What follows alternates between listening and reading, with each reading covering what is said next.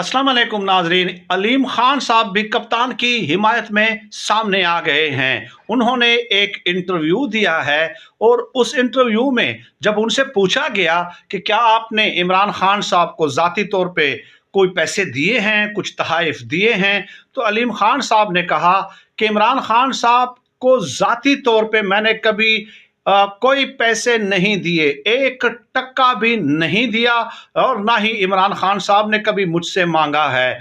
और फिर उन्होंने कहा कि मैं लंदन से एक बार आया और मैंने इमरान खान साहब से कहा कि इमरान खान साहब, मैंने तो आज तक आपको जुराबों का तोहफा तक नहीं दिया है। ये अलीम खान साहब हैं। लगता है कि उन्हें अपनी अहमियत का एहसास हो गया है कि इमरान खान साहब को छोड़कर उन्होंने गलती की है। और बहरहाल सियासी मुखालिफ होने के बावजूद उनकी तारीफ करनी चाहिए कि उन्होंने कप्तान के हक में